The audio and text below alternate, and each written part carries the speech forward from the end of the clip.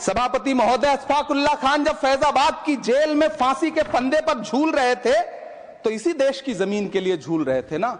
सभापति महोदय, अंडमान की जेल में काला पानी की सजा काटकर अपनी जान देने वाले मौलाना फजले हक खैराबादी हो या शेर खान अफरीदी हो, वो भी तो इसी जमीन के लिए अपनी जान दे रहे थे ना।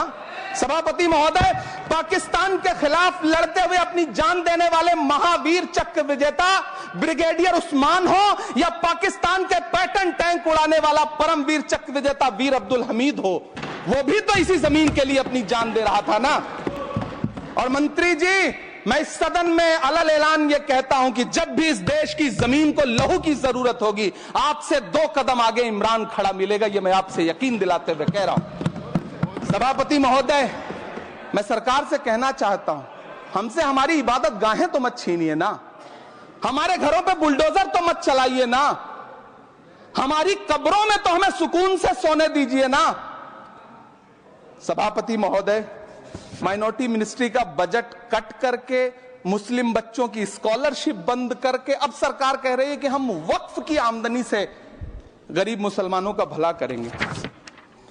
धन्यवाद मोदी जी, क्या बढ़िया सौगातें मोदी दे रहे हैं आप। पहले हमें गुजराते मोदी दिया, आप सौगातें मोदी दे रहे हैं।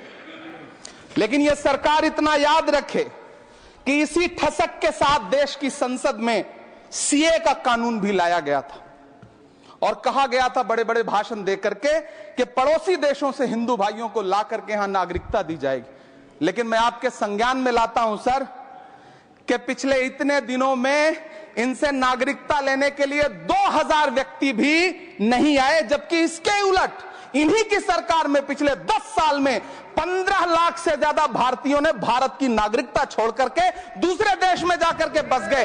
यह हुआ उस कानून का अंजाम।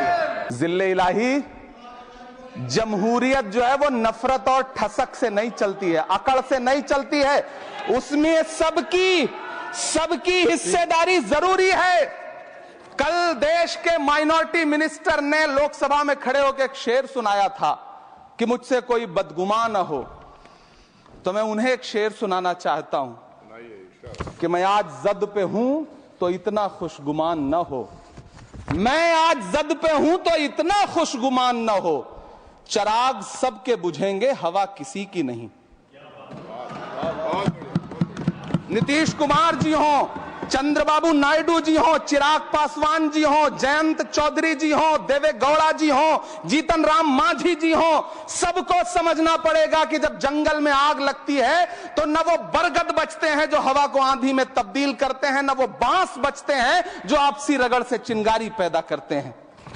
सभापति महोदय, जब देश को मनमोहन सिंह साहब जैसा काबिल प्रधानमंत्री मिलता है तो देश को आरटीआई जैसा एक्ट मिलता है, सेज जैसा एक्ट मिलता है, मनरेगा जैसा एक्ट मिलता है, लिबरलाइजेशन मिलता है, राइट टू एजुकेशन मिलता है, नेशनल फूड सिक्योरिटी एक्ट मिलता है। लेकिन जब देश को सौगातें मोदी मिलती है तो क्या मिलता है? सीए मिलता है, फॉर्म्स लॉ मिलता है, आर्टिकल 370 मिलता है, इलेक्टोरल बॉन्ड जैसा एक्ट मिलता है और वक्फ अमेंडमेंट एक्ट जैसे बिल देश को मिलते हैं। मुझे तो अपने हमवतन भाइयों से पूछना है कि आपको अपने बच्चों की तरक्की, खुशहाली और नौकरी की दरकार है या फिर मुसलमानों की दान की गई जमीनों को लूटकर धन्ना सेठों को देने की साजिश करने वाले कानून की? सभापति महोदय, यह सरकार रात के 3 बजे तक पूरे देश को जगा करके संसद में अपने ही नागरिकों को नीचा दिखाने के लिए वक्फ बिल ला रही थी, तो उधर रात के 1:30 बजे अमेरिका हम पर 26% टैरिफ लगा रहा था। सरकार की प्राथमिकताएं देश को पता। सभापति महोदय, मैं बहुत भावुक हूं आज, और मुझे अच्छा लगा कि आदरणीय नेता सदन जगत प्रकाश नड्डा जी ने बहुत अच्छी बातें भी की, मन से बातें की। क्योंकि उनके नाम में प्रकाश जुड़ा है तो मैं उनमें हमेशा एक रोशनी की किरण देखता हूं। मैं उनके सामने बहुत अदब से यह बात कहना चाहता हूं कि चरागों के सफर में दबदबा हो आंधियों का तो फिर अंजाम जुल्मत के सिवा कुछ भी नहीं होगा।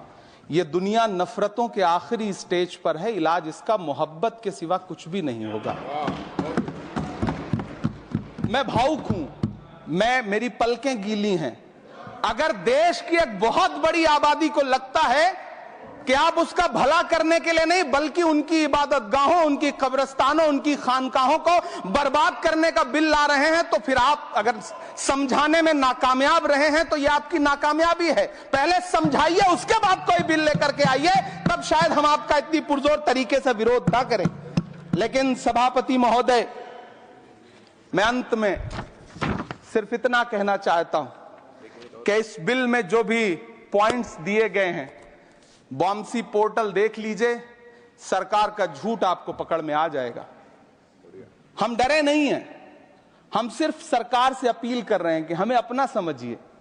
हम आपके अपने हैं, इस देश के नागरिक हैं और आप ताकत में हैं। संख्या बल के आधार पर बिल हो सकता है आप पास करा ले, लेकिन आपको यह बात समझनी पड़ेगी कि हम तो वो तारीख हैं, जहनों में रहना है जिसे कागजी पुर्जे नहीं जो फाड़ डाले जाएंगे। जिस जमीन पर मैं खड़ा हूं, यह मेरी पहचान है। आप आंधी हैं तो क्या मुझको उड़ा ले जाएंगे?